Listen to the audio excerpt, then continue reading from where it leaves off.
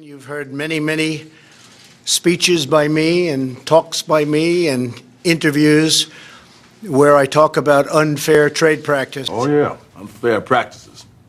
Special pleading. Bitch, fucking bros. Hey, Carl, take China. Hey, Carl, take China. Hey, Carl, take China. You don't know what you're talking about, do you? Sir? I said, you don't know what you're talking about.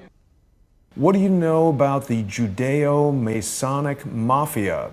There's only two ways to fix this, and that's not gold, it's not silver, it's not any type of basket of commodities. It's to do just two things. Number one, you have to eliminate the ability of the federal government to borrow money, because they borrow primarily from banks. So as long as the government is borrowing from banks, you have the very definition of the term plutocracy.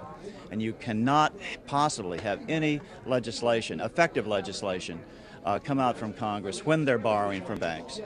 So, as William Jennings Bryan said, without monetary reform, there can be no reform, and he said that in 1896. So then the second thing we have to do is to eliminate the ability of banks to, in essence, counterfeit U.S. money, and this is the same problem worldwide. It's called the debt money system, where all money is created as an interest-bearing debt by commercial banks, instead of the way it used to be, which all money was issued by the governments, the sovereign, for the benefit of all the people equally.